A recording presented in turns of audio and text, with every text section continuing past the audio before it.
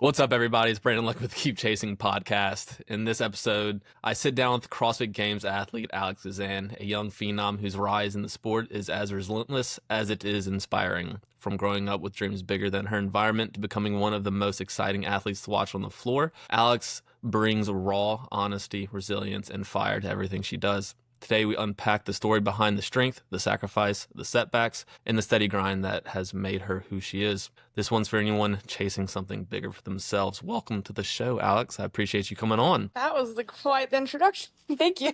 I get that response like since I've been doing those introductions. Every time I'm like, wow, that's a really great introduction. I'm like, thank you. ChatGPT wrote it for me like 20 minutes Yeah. ago. ChatGPT is No, wild. it's the craziest thing. We're in a very weird stage of technology with what's like going on with AI, and I was never one to really go ahead. I was just saying, I wonder if this is how people felt when the internet first happened. Like, whoa, what is this? Yeah, 100%. And like there'll be people who either adopt or reject the technology, but the thing is, like, it's here to stay. It's Yeah. not going anywhere. Like, I think you kind of have to learn how to use it and figure it out. And I am by no means like I'm not big on like tech or anything, and so I've definitely got to learn how to use it. Or you're just going to like, and people, in our industry and in like in physics where I work with radiologists, hospital systems, whatnot. Like if you don't adapt, like you go out of business. And so, yeah, it's going to be one of those kinds of things where, like, if you don't learn how to use it, you just won't be able to be competitive in your market for a lot of things. I think there'll still be a lot of space for creativity and a lot of different things. Like the human touch will never go away. But yeah, it's definitely going to have to be part of what we do. Yeah, for So, sure. have you seen like the AI coaching platforms? I've seen a few of them. I think isn't Pat Vellner sponsored by one? Like he posts some stuff. I've seen a few Maybe. things. It's kind of wild. Like just obviously working so closely with Justin. Like I feel like it's just a weird concept to just be Yeah. like, "Oh, my phone's just gonna tell me." Yeah. I have got no interest in that part of using it. I feel like Um, also too just CrossFit being such a social thing anyway. I don't like the idea of it just being then it just sounds like a Globo gym thing. Like, all right, you're gonna go by yourself yeah, and do your phone workout. 100%. Yeah. And like, I mean, with the Imam Co, like people are like, you don't use like AI to write program or workouts or anything? It's like, absolutely not. That's the only thing I love about what I do is like the Yeah. creativity side of like, Yeah. forming a whole week of training and writing the workouts and whatnot. Like I love that. I'm not going to outsource that to a little computer. Um, Yeah. but people have sent me workouts that ChatGPT has written for them. Like, they're not bad. Like they're kind of good. But Yeah, I'm like, no.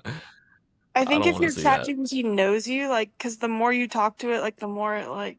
yeah, you could probably You get know, it specific. every time I tell ChatGPT bye, you know what it tells me? What? It says, keep chasing, baby. Really? That's what That's it tells hilarious. me. That's That's, awesome. yeah, it's wild.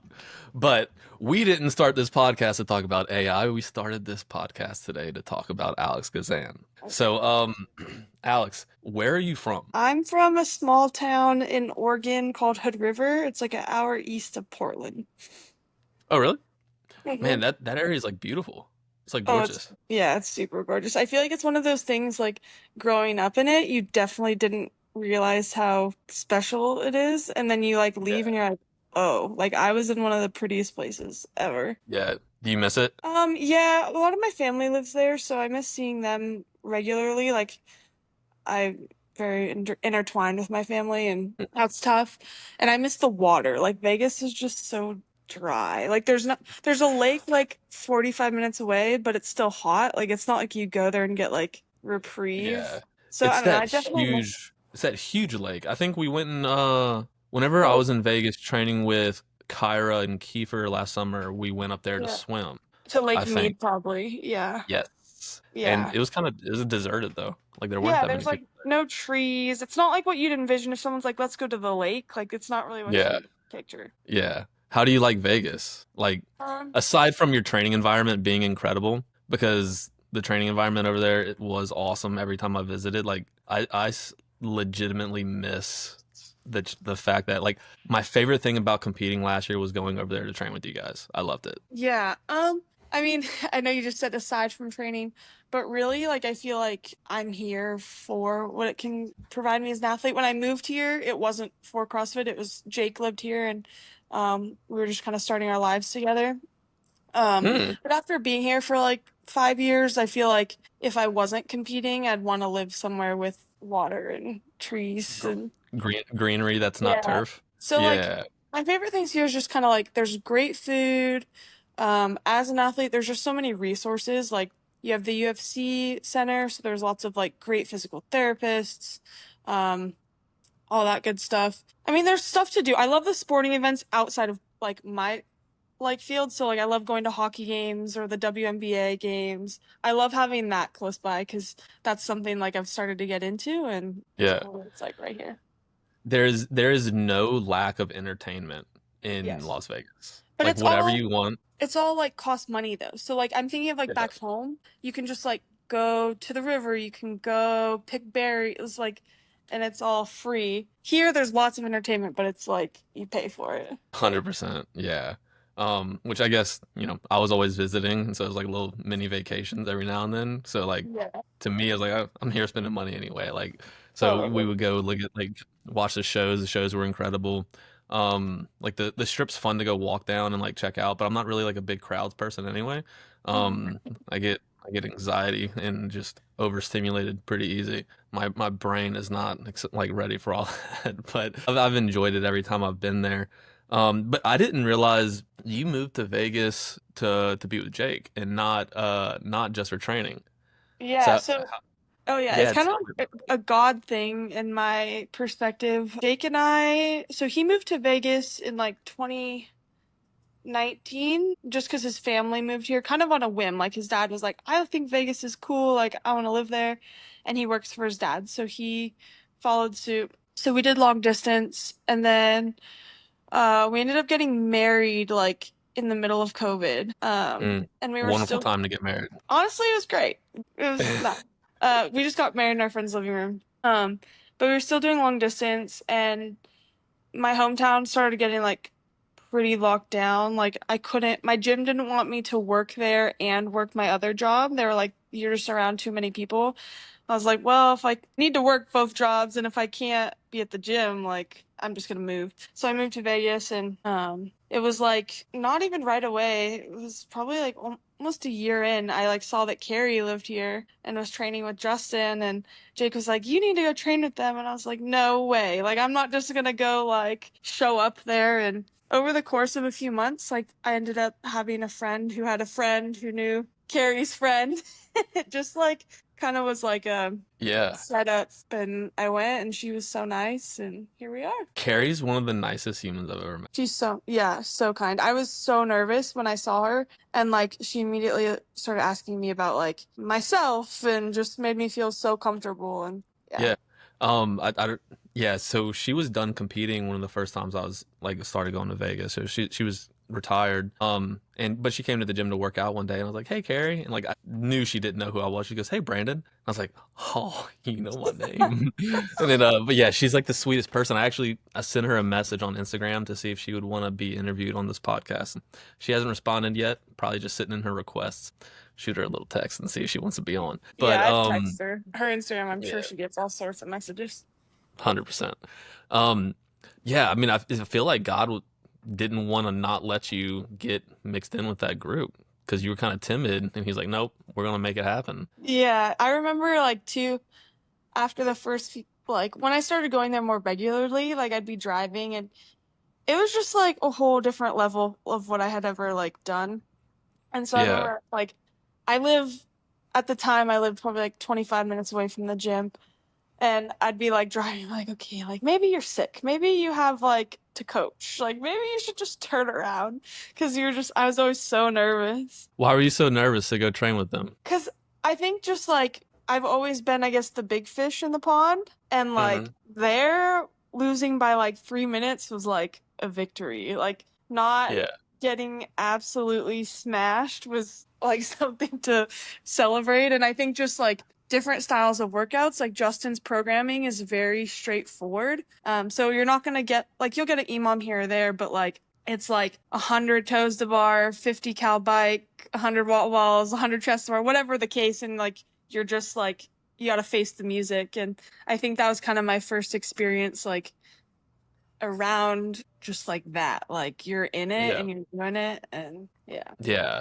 I mean, I think anytime we start pushing ourselves into groups of people who like really challenge us that are like at a different level, it's so terrifying at first. And like Yeah. everybody's got that piece in their mind where they're like, do I belong to be here? Like, do I belong here?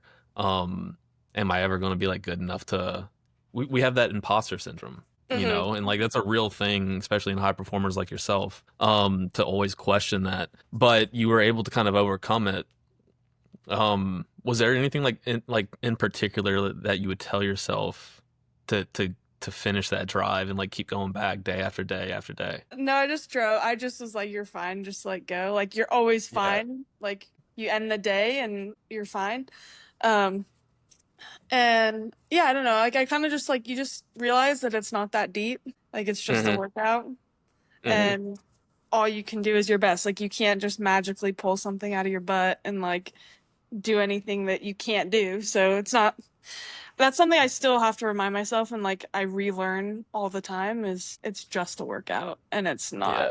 that big of a deal. When you started training with that group, did you have visions at that time to be as good at this sport as you are today? I solely just knew I wanted to make the games. Like that was really like the biggest my dreaming ever went was like I had watched the documentaries. I was like, I just want to go. And I remember, so I first started like dinking around with them. I'd go like 2 days a week and just like text Carrie and the rest of the week I was following like a template program with my friends at the gym and it was kind of nice actually. Like I just like I'd have like two really like grueling days and then the other days I'd train hard, but I wasn't stressed. I was just like doing my thing. Yeah. Um and I remember so that would have been like 2021, like going into 2021. And I had asked Justin, like, hey, can you coach me? And he was like, no, like, not right now. Like, I'm, I'd asked him before the semifinals in 2021. And he's like, it's just not fair to like my athletes to like take on more people right now. Um, and then he's like, talk to me after the game. So the 2021 games came and went, and I talked to him, and it was so funny because I really just didn't think he was going to coach me. He just kind of sounded like, well, like I'm pretty busy and like all this stuff. And I was like, okay, like sitting in his house. And I'm like, okay. And then I was like, you don't like it's okay, like if you're too busy, like you don't have to. And he was like, oh no, like I'll coach you. And I was like, okay, you could have started with that. Like I was not gathering any of that. And anyway, he was like, I think you can make the games. Like I'm not sure when, but like probably in the next few years, like we can make it happen. So that was kind of my headspace was like, all right, like I'm just gonna train and hopefully in the next few years we'll make it. And then it was that year, like working That year. together. Was it Yeah. 2021 or 2022 was the first year you qualified? 2022. So we started working Yeah. together in the fall of 21 Hmm. and then did Then that next season you yeah. qualified. And how old are you right now? 23. How old are you when you qualified for the games the first time? That was 3 years ago. You were 20 Yeah. years old. I was 21. So my birthday's in like 21. 2 weeks. I was 21. Yeah. Gotcha. Okay. Wow. Happy early birthday. Thank you. In 2 weeks. You in Uh, August birthday? August 1st. It's during the games. Wow. That's a beautiful way to celebrate your birthday every year Yeah. if you So go. my rookie year, it was like on the games. I was like, this is so cool. That's incredible. Um, yeah, tell me about how you got started in CrossFit. You said you were a big fish in a little pond up in Oregon. I guess I was still a small fish in that pond, but I just mean like around like my peers as like I Hmm. got like better. It's okay to say that you were good at the No, sport. no, I You're a know, but savage athlete. I was still kind of a small. I got really spoiled. Okay, so my first CrossFit gym was owned by three CrossFit Games athletes. Oh wow. So, like, I got really spoiled just in like what I got to see, and um, two were masters and one was like individual. Um, but again, it's like such a God thing. I've told this story on a podcast before, but I played lacrosse growing up. Like that was my high school sport. And I was into lifting weights. Like my dad was into bodybuilding, so like I'd go to the gym with him and we had a weightlifting class at school and I thought it was like the coolest thing ever. And one day in our health class, we always went on walks like every day and it was raining, so we had walked like through the wrestling room, and we never did that. Like this is like an important detail, just in the sense of like a big picture of life.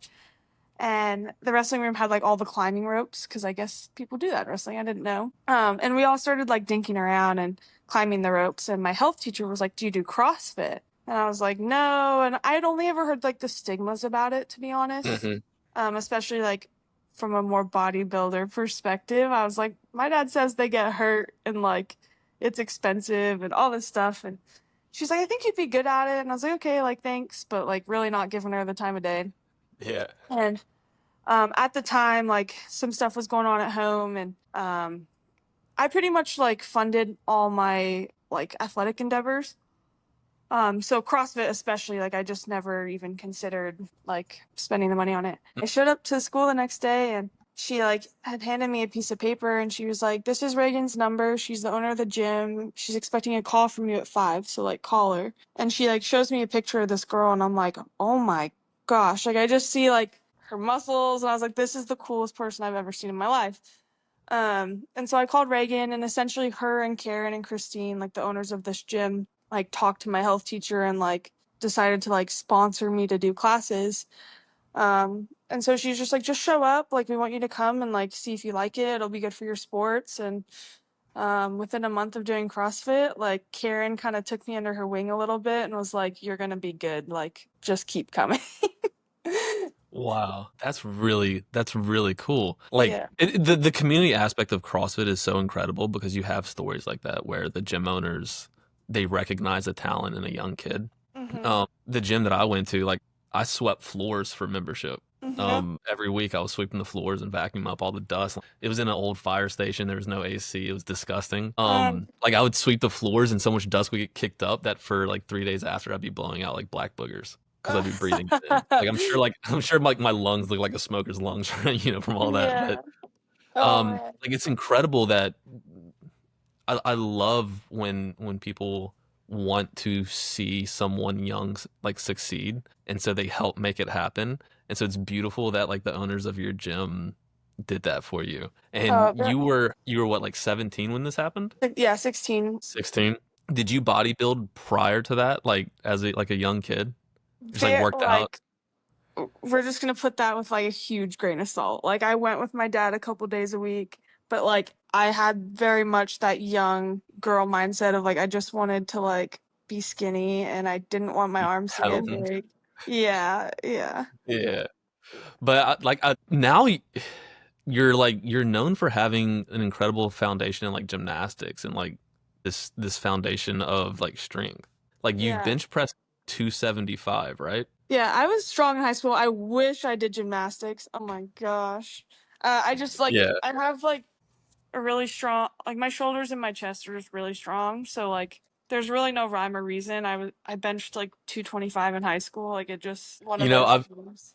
I've got a theory that, and I have to test it on my son Grayson, but I think that when you're developing, when you're younger and you're going through like puberty and your body's really developing quickly and like learning all these new pathways and building muscle, whatever you do during that period, whether you're a guy or a girl going through puberty and you start having like those hormone surges, whatever you do physically during that time is like becomes your specialty, like is like the neuro pathways that you develop as a kid.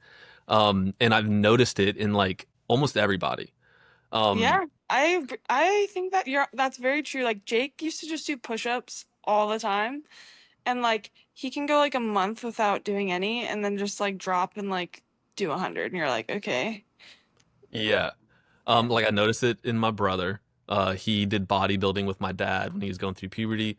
Like as an eighth grader, was built like a Greek god, like huge chest, huge shoulders, massive legs, like six Yeah. pack.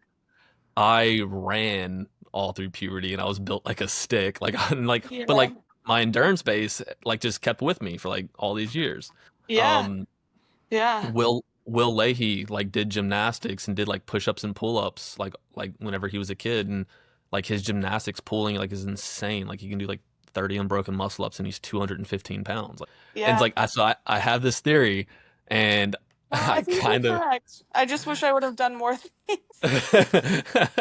But no, like I mean, it's crazy like the foundation you're able to build as like a kid and then bring that into sport. And Hmm. so whenever you started CrossFit, were you kind of just doing it like like kind of recreationally, just like trying to stay in shape for lacrosse or what? Yeah, I just kind of when I very first went, it was just because like I was into working out and like I did lacrosse, so I was like, oh, it sounds like a fun thing to do. But then like that lasted for literally like a week because I found out that the girls competed at the CrossFit Games and I watched like the documentaries and I was like I'm going all in. I almost quit lacrosse to just focus on trying to go as a teenager, like to make it in the 16, 17 division, but no one let me and I'm really thankful that no one let Yeah.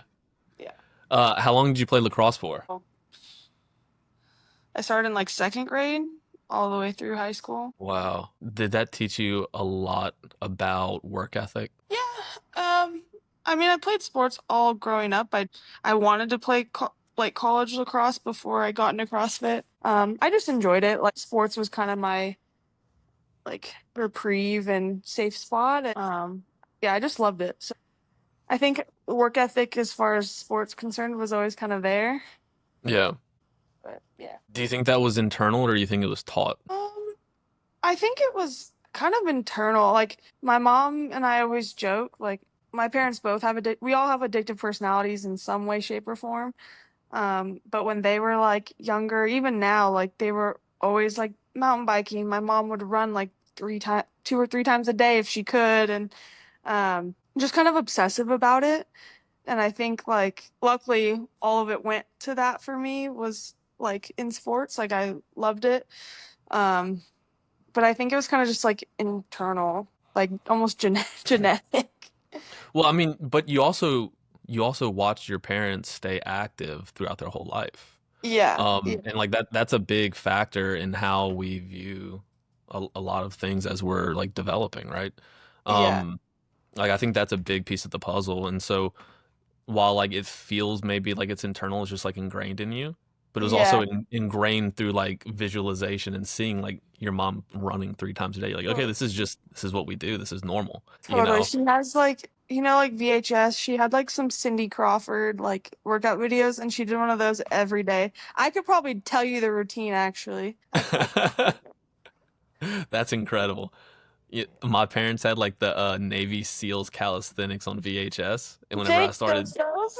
yes, is pain is weakness leaving the body. Like that's what one of the Yeah. Navy SEAL guys would say. That Yeah. was how I got started in like in strength training was just doing those VHSs whenever I was a kid. And I do Yep. that and Did like you ever run. do Insanity? That one? No, but I did P90X. I would do that in high school while I was wrestling. I do like That's awesome. P90X or like go skip rope in my backyard or something. You just poured water all over your shirt. It's dry out there in Vegas. It's fine. It'll be gone in a sec. Yeah. Okay. On um, brand. do you lacrosse is kind of like soccer in the amount that you run in the sport. And ironically, I hated running when I was younger. Like I quit soccer because I didn't want to run. Um, But then lacrosse, like I don't know, something about the game of it like distracted me from the running. And then as I got Yeah. older, I didn't mind it. But Yeah. Is female lacrosse as like contact oriented as men's lacrosse? no, female lacrosse is kind of hoity-toity, if I'm being honest. It kind of like I wish it was more like men. Lacrosse is like a very East Coast sport, and you Hmm. get a lot of like rich kids that play it. Yeah. And in the girls' side, like I don't know, like just like kind of like snobby and uh, Yeah. Because so women's no, it's soccer not. is notorious for being very contact. Yeah, like like you get like it's scrappy, like you like shove each other around a little bit.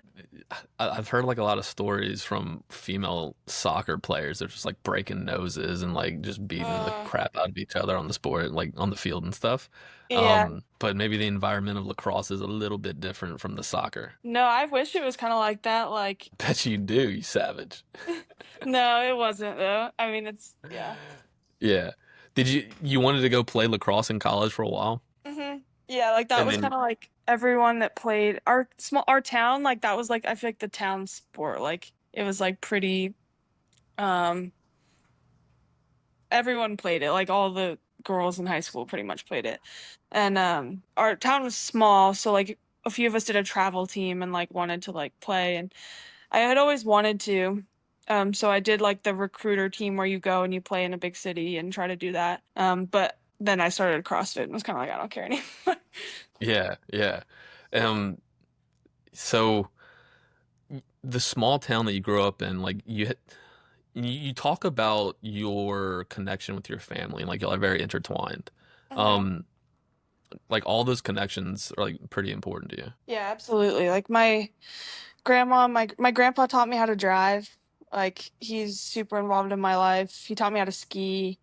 Um, and my grandma obviously like she's been there through like times when my mom was not doing great, and my mom has three siblings and two of them live there, and so like my cousins and um yeah, pretty much just everyone lives there. I lived with like my other aunt and uncle for a while, and they lived there with my other cousin.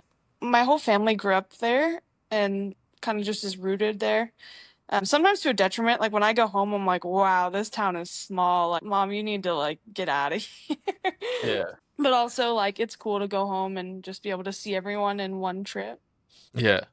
Yeah. Um, do you think that closeness of like family and community, do you think that played a role in like how you moved forward once you moved away? In what sense? Searching for a similar community when you left, something that was close knit and like family oriented. Yeah, maybe. I feel like, I mean, everyone that knows me, like, I'm pretty, like, I feel like if you're my friend, you're my family kind of thing. So, Yeah. yeah, like all the people at the gym I train at up here at North, like I walk in and if I'm having a like a sad day, like they know and like I feel comfortable like bawling my face off in front of them or yeah, I don't know. I'm pretty hard on my sleeve, like all in on my Yeah. relationships. You're pretty vulnerable. Like one of the first few times I went to Vegas, like you were incredibly welcoming to me, like insanely. Thank you. And like and that stuck with me whenever I left. Like that was one of the things I loved so much about visiting is like everyone was so welcoming and like you were one of those people. Thank you. And you would come over and play board games and like spend time with everybody over at Kiefer and Kyra's. And I was like, man, these people are like they're so genuine. Like it's incredible. Um Mhm. and like I could see how much you cared about other people whenever I was there, and I thought that was like that was really cool. Thank you. That means a lot to me. Yeah, yeah. I do you remember whenever you asked to borrow some of my gymnastics grips? Do we want to tell that story? That's funny. Yeah, we were Okay. doing I don't remember what workout we were doing. You might have even been doing something different, but you're like, does anyone have any gymnastics grips? And I was like, yeah, I got like a few pairs in my bag. And like you grabbed them and you kept saying you're like, man, something smells. Something smells. And then like I didn't like it just like passed into one ear and out the other. And then like you stopped and paused and like looked at your hands and like smelled one. And you're like, these smell so bad. And like my face got red and I was like so embarrassed. I was Oh, like, dude, just I'm getting embarrassed when telling this story. My face is red. I was so embarrassed. I was like, dude, take them off, throw them away. Like you're like, no, it's fine, it's fine. I was like, no, it's not. You're like, no, it's okay, really, it's fine. I was like, oh my God. I was like, Alex Gazan's gonna think I'm like disgusting. No, When it's part. I think CrossFit now, like now it's just part of the thing. If you have stinky grips, you knee sleeves. It's yeah, all good. now you put me in a habit of washing my grips every month. Like make sure they're clean, which ruins them. Like they immediately get ruined when you run them through the wash. But whatever, it's All fine. right, so I need to send Brandon some grips, make up for it.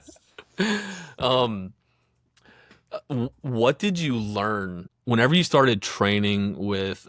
Did you ever train with Bethany Shadburn at all? With Bethany, Carrie, who else was in that group whenever you started training? So when I first like started poking around, it was Danielle, Bethany, Carrie, Matt, and Tola. There was them five. And what did you begin to notice about them, in terms of training and lifestyle and choices that they made that made them successful?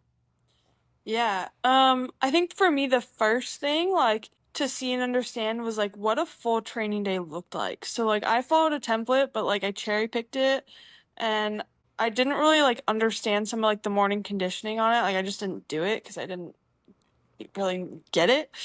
Um, so to see like what full days looked like was kind of eye-opening at first. Like it was just like, okay, like this is a full day. Um, that was the first thing. And then with Carrie, just kind of like her, I'm gonna reference Carrie a lot because she's kind of the one that like took me under and like I followed her around like a puppy. Um, but just to kind of see like the way she approached training, like she was always like never really complaining about anything, and um her work ethic was just amazing. Like I remember we were doing squats and it was, I don't even remember the rep scheme. Let's just say it was like a 5 by 5 and or 5 by 3, and say I failed like my last rep. Like I remember she was like, "So you're gonna like do your last one?" And I was like, "Oh," like because I just didn't even like, in my head I was like, "Oh, I failed, like I'm done." And she was like, "Oh, like we'll just re-rack it and you can like do one more." And I was like, "Oh, okay." And then like, or say we had like an AMRAP set, like to see like how much she pushed the AMRAP. It wasn't just like, "Oh, that was really challenging, like I'm done." She would like pretty much be failing and go again, again, and again. So that was super eye-opening for me. And um, obviously seeing all three of them like together and doing workouts, like just to see different strengths and weaknesses and how like one person's not going to win every workout, but like they can still push each other. And yeah, it was really cool to see. Yeah. Whenever you start to surround yourself, like you've heard the saying, like you're the average of the 5 people that you spend the most time around. Uh-huh. I don't know how true that is. I think what it truly is you're the average mindset of the people you spend the most time around. It's like how much pain they're willing to tolerate, how like what kind of attention they pay to things, like what their mindset is around those.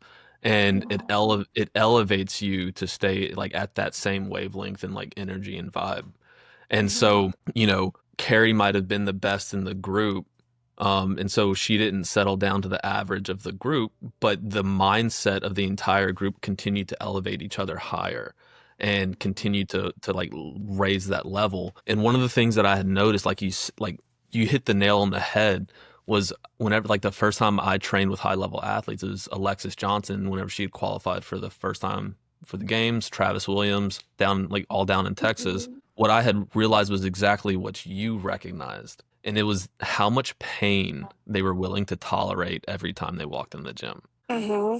Like that was the thing that I didn't get by myself or like with the group that I was training with back in Louisiana. Mm-hmm. That was, I was like, oh my gosh, like they'll die in training. Like they're willing to die. And it like being able to be around that and recognize it, I'm sure like just catapulted your progress, not just from a physical standpoint of like, oh, this is how much we're training and this is what we're doing, but like how much you were willing to tolerate in terms of pain in those training sessions. Yeah, I mean, part of it was almost like a ignorance is bliss kind of thing. Like, I would say now workouts are more scary to me than they were back then, because back then it was like I might lose by 3 minutes, but like I'm just gonna give my best and like it is what it is. And I remember one time I asked Carrie, like, how should I break this? And she's like, well, I'm gonna go like I'm broken on this and then like this many sets here. And she's like, you should try that. And I was like, okay. Absolutely, like it was like kettlebell swings and toes to bar. And I remember like I jumped up to do like my toes to bar and my grip was already done and I did like 5 and I was like, well, like here we are. But it was kind of like awesome to just have this like, I don't want to say like reckless abandon, but like I didn't care. Like I just was like, I'm gonna try and it's fine. And I think like I almost lost a little bit of that once I started to get good, because then you want to be cautious and you want to like make sure you always execute to like pretty much the best of your ability instead of like take the risk and maybe do better or like implode. So I'm kind of trying to get that back a little bit. Yeah, that's an interesting point that you bring up. And now I'm curious as to what do you do now to kind of have some of that risk taking? Because like we all know as competitive athletes, like training is where you should take the most risk. Yet it seems like in competition is where we truly end up taking more risk than we do in training. At least that was my experience. Yeah. Like I would risk more at the games and be like, all right, I'm gonna go out hot and try to hold on with these guys, and never panned out well for me there. But in like training, I would sometimes like I'd be too afraid to take those risks. I'm like, man, it would hurt really bad, or I'm not gonna have a good score on this workout and training. So how do you compromise and like reconcile mentally with pushing yourself to that extreme or like testing, like Yeah. trying new. Oh, it's hard. Like, I'm still kind of navigating it. I think like the environment plays a huge role in that. Um, and it was really hard for me. I'll even be like frank, like in the like Kyra Kiefer era when like everyone was around, like it was hard for me because I felt like if I lost a workout, it meant a lot more than what it actually meant. So like say like I was doing a workout and people were beating me, like Justin would maybe get fired up, like what like they shouldn't beat you, like what's going on? And like so then you just start to kind of build this like, well, like I have to win this workout, even though it's training and it doesn't really matter.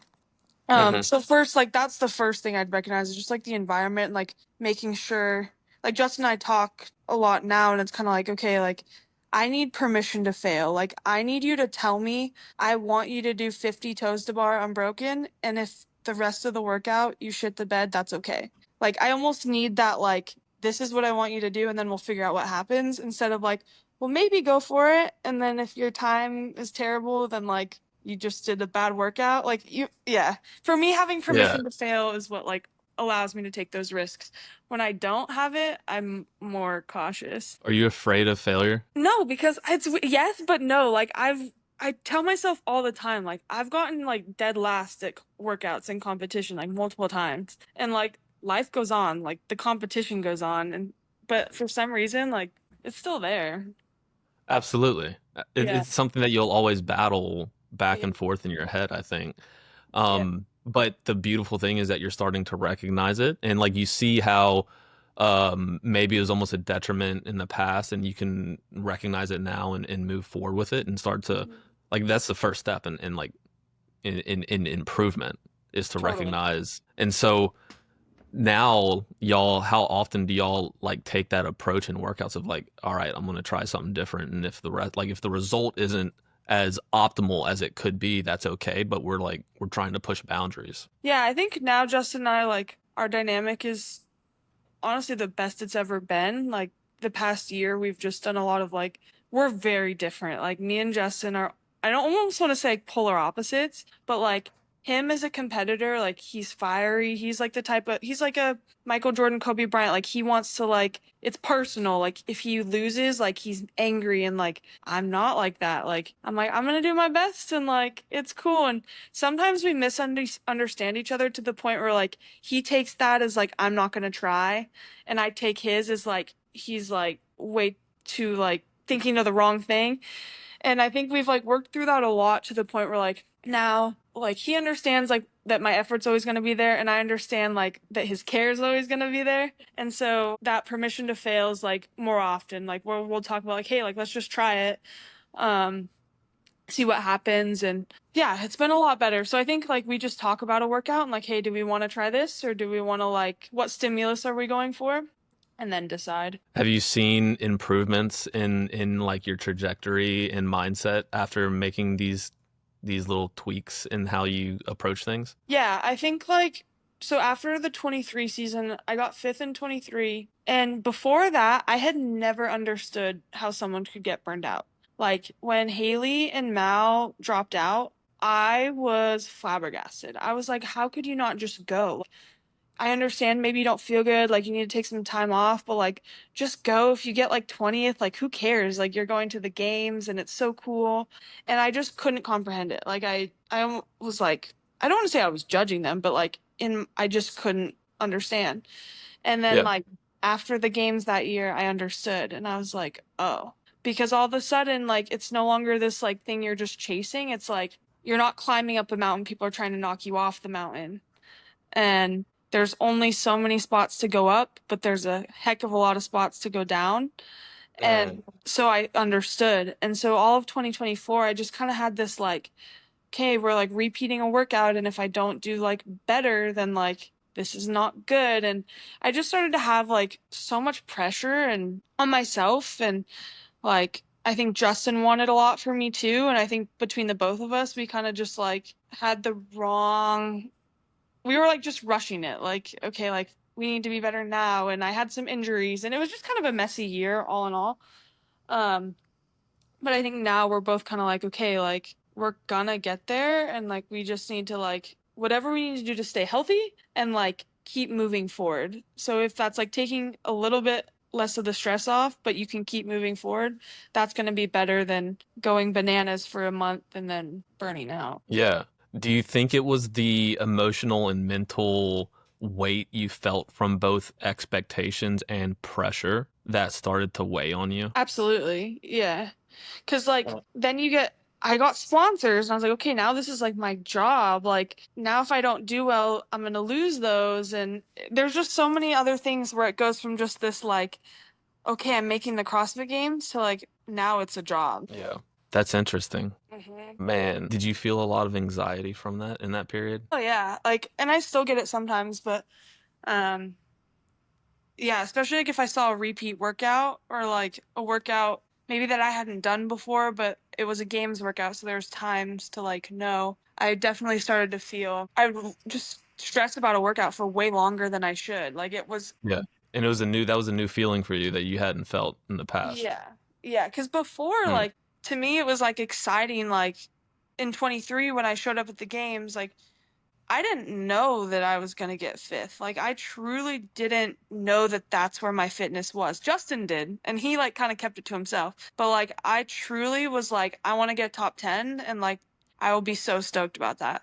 And I remember I got sixth in the second workout, like the chipper, and I was like, oh my gosh, like I just got sixth. And like it was just this exciting feeling. Like everything was like a cherry on top. Like, oh shit, I got third, I got second. Like I was just like reeling in this like it wasn't expected. It was just like cool. And then after that then it's like okay, now like I'm expecting that of myself. So you kind of lose that like just joy of it cuz it becomes Yeah. expected. And when I won WFP recently, like Justin was like, "How does it feel?" or whatever. I was like, "It just feels right." Like now, that's just what I expect, and it's weird.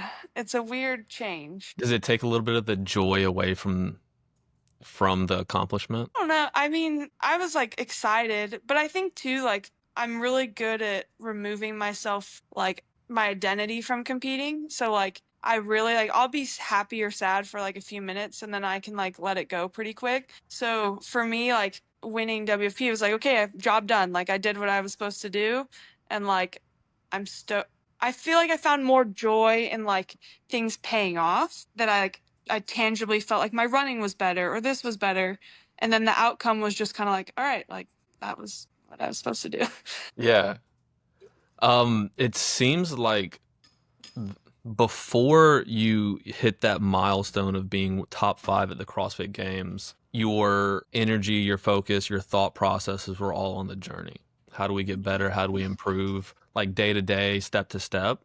Mhm. And that's where like the joy was and the fun in the sport was and like why you could never envision burning out. Mhm. And then you hit that peak at uh yeah, in 2023 of being fifth at the games, and this mindset shift becomes all focused on the destination. How do I get Mhm. back to that destination or better? How do I Mhm. like if I don't achieve as good or better results than I've done something wrong or I've failed in some way. And so Mhm. everything was centered around a destination and a goal. Yep. And like it took the focus away and the joy away, and like I've spoken to individuals about this before, and like, yeah, that's 100% how you get burnt out, is where you only think about, I'm only doing this for the destination. I'm only doing this to achieve X. And if I can achieve X, then I've succeeded and the year was a success and nothing really matters. And what that does, it strips away in 60 days of the year away from you. Absolutely. My rookie year at the games, it ended and I was like, oh, like it's over. Like I've like dreamed of this for like 5 years and now it's just like done. And I think like now after my accident, like I kind of have this like I almost want to say born again like CrossFit Kool-Aid like vibe, but I'm like since I'm kind of feel like I'm restarting, I have those same feelings of like, well, we'll see what I can do. Like I don't have like, oh, I have to hit this watts or this pace. It's like if I can do it, like I'm gonna do it, and it's Yeah. really refreshing. Like I almost have that like just newbie spark again. That's amazing that you can have that again. And yeah, we need to talk about the accident. Have you spoken about this in any interview yet? Yeah, I did one with Savon like the day after. So it was pretty raw, but obviously now like I've been able to process it a little bit better. Yeah. How much time do you have before you gotta roll out? I'm chilling. It's Okay, 9. cool. Yeah. Cool. Um, so after this was after WFP. No, You after win. NorCal, sorry. Oh, was it after? It was after. Oh yeah, that's right. It's after NorCal. Mhm. What'd you place it? You won NorCal as well, huh? You're Yeah. wild, dude. WFP was only like a month before or something. Yeah, it was a few weeks. Yeah, a few weeks. So, okay, I'm gonna pause real quick because this seems like you took 2023 to 2024 and learned a lot from your mindset and shifted it back for 2024 to 2025. And like you found the joy in the process again, and it paid insane dividends. Yeah, I think like just so I started working with a mindset coach. His name's Brett. He's awesome. He's part mindset coach, part mediator between me and Justin. Uh, Yeah, sometimes you need that for sure. and yeah, I don't know. I feel like kind of just becoming more confident in like myself and like knowing that Hmm. like I can trust that I'm doing what uh, is in my power and everything else is out of your control. Like you could show up the fittest version of yourself and someone might just be better than you and like you can't do anything about it. And I think too like That's a hard thing for a lot of people to grasp oh is yeah. to be able to let go of the result and simply focus on performing their absolute best. Yeah. So like WFP, the first event, it was like run, snatch, muscle up. I think I got like 6th or 7th in that. And you could have told me I won the CrossFit Games. Like I was like the way that my running felt in that event, like being able to have a kick at the end, like I was just like so stoked. And so like you said, just kind of shifting more to like very specifically what I can do. And Justin and I have been a lot more specific in like training like with running or what we're working on. And yeah, I don't know. I definitely feel like there's been a shift for me mentally this year. It's absolutely paying off, and kudos to you for being able to make that shift because so many people they want to hold on so tight and not let go of the result. They want to control the outcome, and you have recognized that the only thing that you can control is your mindset, your energy, your effort, and you've like left it up to God. Okay, like this is what I'm giving you. This is everything I've got, and you control the outcome. That's all. Like I only have so much, and like that's incredible that you've been able to do that. Thank you. Like hats off to you. That's amazing. That's incredible. Thank you. And and so you're spending. So you go crush WFP, smoke everybody at NorCal, which I heard NorCal was kind of a ish show. I loved it, to be honest. Really, just the chaos of it. Yeah, like I feel like sometimes the worst part about competing is like the stress that's made from it being a spectacle. Like you're Hmm. in the corral for like 10 minutes and you're just like thinking and you're waiting and then you like have your walkout and then you're waiting on the floor for another minute and just like there's so much just extra things that like add to the nerves and add to the pressure and NorCal was chaos and I loved it. There was no corral. It was like you need to be at this tent ideally 10 minutes before you go on, but we just showed up right as we were walking on the floor and like sometimes you didn't even really understand what you were supposed to do, but you just like figured it out. And like we found out we were doing shorty bars like right before the event and like for me, best case scenario, I'm like, perfect. Make this harder for everybody else because it's already going to be shit for me. Like, just like, I loved the chaos. And like, sometimes it was annoying. Don't get me wrong. Like, the gator push, like, I was like, I'm going on the right side. Like, I'm so sorry to whoever I'm supposed to race, but like, my game spot's on the line and I'm not going to like deal with that. So like Yeah. there was some things where it was like logistics wise when there is a game spot on the line it needs to probably be a little bit more fair. But they handled the chaos to the best that they could and like tried to make those things fair. My rings on the muscle up event were different. Like if you looked along the row, everyone's were the same and mine were like 4 inches higher. And I wouldn't care except there was no risers. So if you didn't have a riser, you had to climb on a box. And I was just gonna jump. Like I'm tall enough to jump. So I was like, hey, like, but I just was super assertive. I looked at someone that was like in charge and I was like, see those rings? Like, those are my rings. See how they're like way taller than everybody else's? And he was like, oh, like, yeah. And I was like, that's not fair. And so like they went and like changed them for me. So I think like if you are fair about it and then just like embrace it, I loved it. Yeah. That was cool. I freaking love your mindset behind it. You're like, yeah, it was crazy, it was wild, but whatever. Like, let's just roll with it and like make the best of it. And you just competed happy. I love that. Yeah, because you don't have time to You're think. Like you don't have time to like you're not in a corral for 10 minutes. You're just like yeah, you go onto the floor and then you're like, "All right, like what am I doing?" you're a very special human in the way that you approach things. And you're figuring it out, dude. At such a young age, 23 years old, about to be 24. You're an incredibly special human in the way that you process things. And there's not a lot of them like that. So, Thank you. you're welcome. You're one of my favorite athletes. Like one of the nicest people I have ever met in my entire life.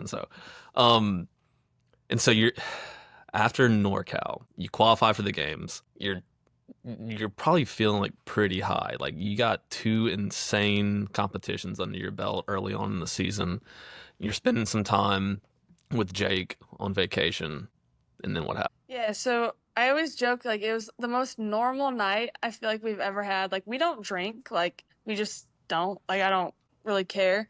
But we had gone there was this little like farmers market type thing and we had gotten like cheese and crackers and like a cider, like a hard cider.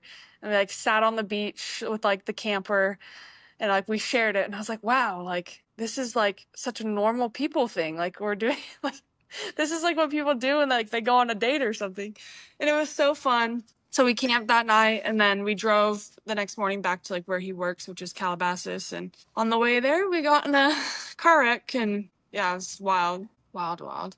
I What wasn't paying attention. Like I was just scrolling on my phone and Jake, he let a couple words fly and I like looked up and the car was like coming at us. and so what was the experience of getting hit like? Like your body goes into like a survival mode that you have like zero control over, like adrenaline and fear and like just shock. Like Yeah. what's the first thing like where you started to gain your bearings after the collision? Like what's Yeah. going through So your head?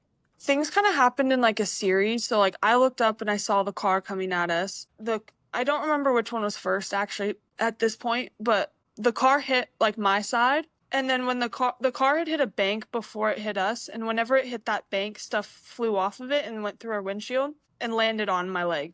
So it was like I felt the impact, I felt my leg, and I felt glass all over my face. And that was like the three like sensations I remember. And I just remember Jake was yelling, and I was like, oh my gosh, we're about to go off a cliff. Like, I don't know if you've ever had like those nightmare dreams where you're driving and that happens, but I've had many of those. And because I wasn't paying attention on the road that we were on, and I had like seen some like not cliffs, but like cliff like things like earlier in the drive, I was like, this is it. Like, we're about to plummet. And I couldn't see because like my eyes were shut.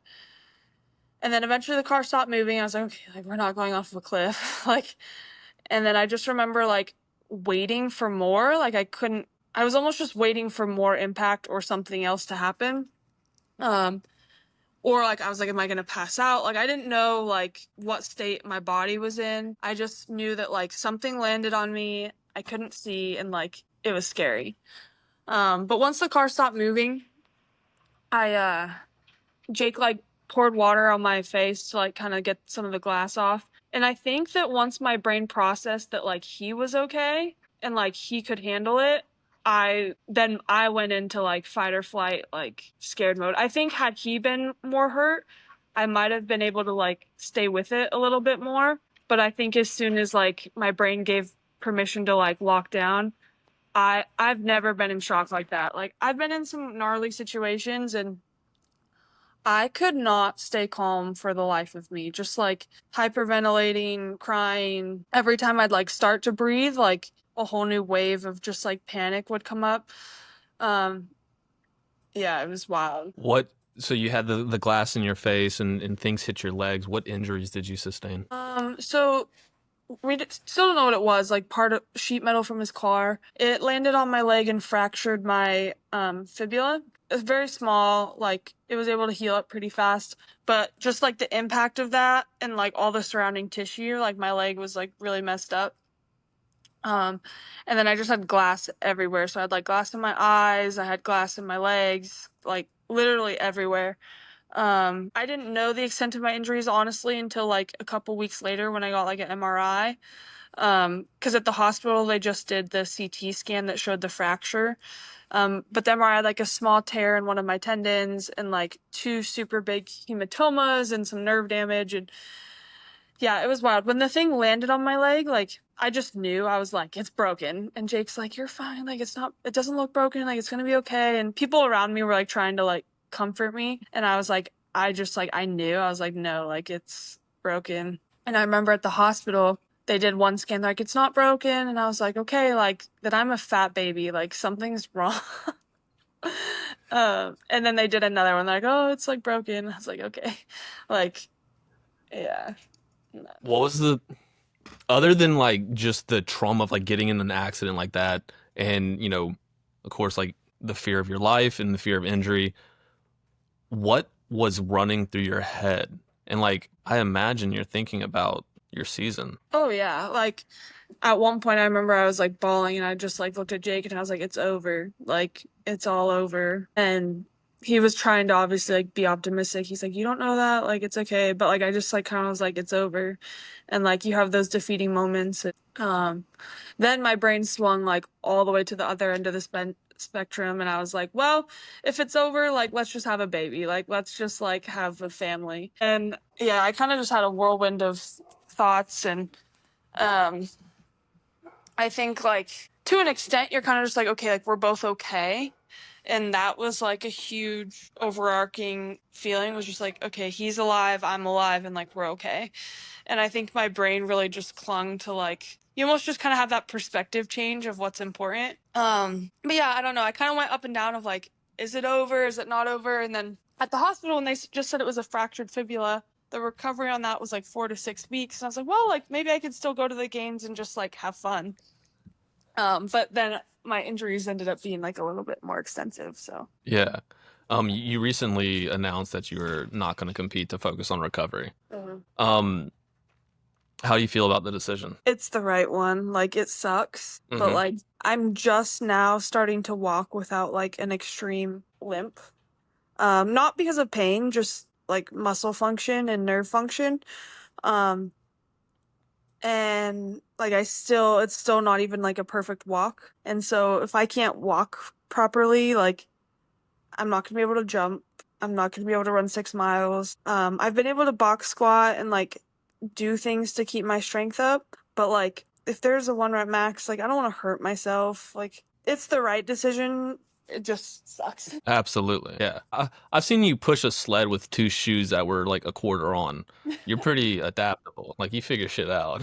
But Yeah. playing, I mean, at man, 23 years old, you have so much more time. You have as much time in the sport as you want, and your Yeah. trajectory is only going up. And so, like long term, I agree. Like it's probably the right, not probably, it's the right decision. Yeah. Yeah, and Um, like not to make it we kind of just talked about this like journey versus destination thing too, but like if we're looking at the destination like as a job, like the games is different than it was a couple years ago. Like the prize purse is way down like compared to what it was and like do you risk like your body for 10 grand and like a yeah, couple events that you get to do? Like I don't know, just like one of those like pros versus cons. And I think absolutely. going as a spectator and like getting to do like the community thing will be a lot more fruitful than half-assed competing. 100%. Absolutely. And long-term health is definitely part of the equation and long-term competing part of the equation. Yeah. Um, so what do you think? You're pretty faith-based, yeah? Yeah. Yeah. You've talked about God a few times. Yeah. What do you think God's trying to communicate to you through this experience? Oh Because man, I don't everything's know. there's a reason for everything, and sometimes we don't Yeah. know until after, but I'm sure you've thought about it. Oh yeah, I mean, I think there's been little things that I'm like, oh, is this it? And obviously, like you said, you won't know for sure until it's maybe in hindsight. But there's a lot going on in my family right now, and some health stuff. And I've been able to go home twice now for like 4 or 5 days each time, and That's something I normally don't get to do. So I think that in itself, being able to be there for my family and my brother and my mom, and like maybe it's that, and like maybe it was something as simple as like spending a day with my brother that he really needed. I don't know. I don't know. I'm like, that's where my heart kind of is. Like, I think it has something to do with that. But then also, like I said, I have this new perspective of like everything's new and I don't have all these numbers like looming over my head because it's not about that. It's like whatever. Now I can walk. I'm like thankful to be able to be on the bike instead of like, oh, I have to hold this pace. And it's funny like seeing my friends at the gym, like they're training as a team. And obviously, training as a team, like you have like hiccups and stress, and it's the games training. And like if I see someone stressed about it, I'm just like, what are you doing? Like, you get like you're going to the games, like, have some fun. Like, or like try hard for me because like I can't try hard. Like I Yeah, kind of just have this new perspective and I'm really hoping it lasts. Like, sometimes you get like a refresh and then it slowly slips back, but my hope is to hold yeah, on to that. yeah. So I've got two questions to follow up. Number one, do you have a lot of trust in what's going on in your life right now? Like a trust in like a greater meaning. Yeah, I think like just looking at my life as a whole, like God's always had a hand on my life. And like some people might say that, well, why did he allow the bad things to happen in the first place? But like my belief is we live in a broken world and like God is there to like get you through it. Because like this is God doesn't want everything to be bad and terrible. But unfortunately just like human nature and evil, like it's there and God's always had a hand on my life in one way or another. Like if you look at how I got into CrossFit and just like all these things that like I don't believe in coincidences, I really don't. And yeah, there's just so many little things that like I know he was there. In the accident itself, there was like a lot of little things where like we're really lucky just to like be here. Um, where you just know that like there is a plan and I trust it. Yeah. Don't Yeah. know where it's going, but you're Yeah. you're along for the journey that's going to ensue. How are you going to hold on to that new perspective moving forward? Oh gosh, I don't know. I might just have to have someone slap me if I start getting out of it. No, I don't know. I think obviously always like when you get that removed perspective, and I think Justin has this too right now. Like his daughter's going through some health stuff and it's really scary. And I think when you have these huge life altering situations, you look at CrossFit and you're like, this is just a privilege. Like getting to do this, yes, it's my job, and sure, like, yes, finances are stressful, but like the fact that I get to do this as a job is a privilege instead of having to work a 9 to 5 or maybe even more than that just to scrape by. Like, I think that's going to be what will keep me hopefully grounded is just looking at it like it's not that deep. It's a workout and you get to do it. Most people don't have that perspective. I think, unfortunately, I don't, I mean, I feel like everyone has hardships, but I think like until you've experienced some like life altering situations, it's hard to have that perspective. Um, Maybe they'll get it. I don't know. The lens that you get to look through the world is shaped by your experiences. Whether what you witness someone else experience or what you experience yourself. And so like Mhm. your lenses change over time from your experiences, and a lot of times you'll look at like your team, you're like, why don't y'all just chill, dude? Like, you know how lucky y'all are to get to go to compete. Like, this is an awesome opportunity. And I've sent the same text to the team that we're sending, like, they're stressed, they're burnt out, they're this, that, and the other. I'm like, hey, like 2 months ago when you qualified, like y'all were on top of the world, Mhm. and like you've been training, you've been preparing, and like you feel all this pressure and expectation, whatever it is. I'm like, dude, have fun. Like this week, like your last week of training, like look up at the sky and remember how fucking lucky you are to be able to do this. Also, Like, too, like this is a different perspective, but like no one really cares about anyone but themselves in like the grand scheme of things. Like I'm talking to you, I like, and as an athlete, we'll just go from an athlete perspective. Like I think you're incredible. oh, I could thank you. maybe tell you a couple cool things you've done, but I like couldn't tell you a bad event that you've had. I don't go to bed thinking Yeah, about Brandon Luckett shit the bed on event 4 of 2019 games. Like I which don't. I did. Oh, dude. No, I didn't compete in 2019. Okay, but that's what I mean. Like I Yeah, don't Like, I don't Yeah, go to bed thinking about any of my competitors and the yeah. bad things they did. So like no one's really thinking about you like No, that. everyone's so wrapped up in what's going on in their own mind and their own day to day. Like I said, we only view the lens, like we only view the world through the lens that we have and like or the experience that have shaped them. And so Hmm. much of the time we're just looking inward and like, what have we done wrong? What have we done right? And just thinking about so much inward that yeah, you're right. Like no one's how many people really care about how Team Imam Code does at the CrossFit Games? You I know, care for you. 10 10 Yeah, people, you know, yeah, yeah, everybody's wife and husband, kids and myself, you know. yeah, um but that doesn't mean it matters less. It's just when you put things into perspective you realize like this whole life is a fucking game and yeah. we've got one shot at it, and if you spend your year like day after day and year after year stressed out, anxious, fearful, like burn out, you're gonna like life's just gonna pass you by, and you're gonna look back and be like, dude, I fucking missed the entire journey. Oh my gosh. So the Bible verse has been like on repeat in my head, just like always, because I feel like now I feel like it just applies to everything. But it's the ones like you can't add any time to your life by worrying about it. And I don't necessarily even mean that in the perspective of like getting old, but just like you can't change anything by worrying about it. Like, yeah. It it's funny. Let me see if I can find it. Here it is. My dad had sent me a Bible verse a couple of years ago whenever I was going through a pretty tough time. He wrote it on a post-it note, put it in my car while I was at the house. Didn't see him do it, and I didn't read it for 2 years. And Wow. I read it in the car yesterday on my way home. What? And it's Philippians 4:6.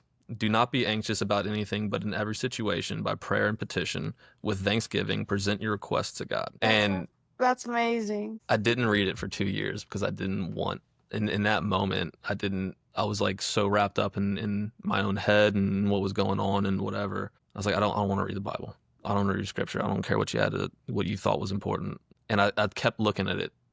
I kept like every is in the car, just on post-it note, just looking. That's wild. And And that verse is yeah, so good too.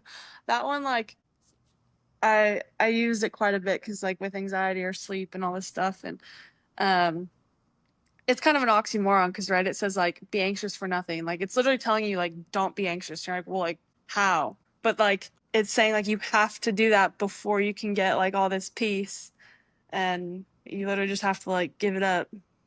yeah. It's Well, one great. of the things that I've been like reflecting on is like fear and anxiety and those feelings. They're not a gift from God. Like No, they're not godly to hold on to. I'm like, okay, like where are they sourced from? It's evil. It's like it's the play in your head that is trying to distract you and detract you from where you are now and like the present being and like gratitude. And I've realized like for so long I've lived in like such a high state of hold anxiety on. and like I gotta stress. I gotta Go ahead. pause you real quick because this distracted me. Hey, see there. So Jake bought a Roomba, like but like a nice one, and oh, maybe he's not on it. I thought he was gonna be on it. It has like a camera, and he can talk through it. And since I didn't answer the phone, I thought he was about to be like, "Hey, what are you doing?" But it's just funny, so it's all good. Anyway, No, please continue your story. It was important. no, yeah, I just you you learn through experience, and I've just realized that like through so much of my life, it's been difficult for me to be present, and I've held on to so much anxiety and fear about what could happen Totally. that I just passed up so many moments of life of like being able to be grateful and be present.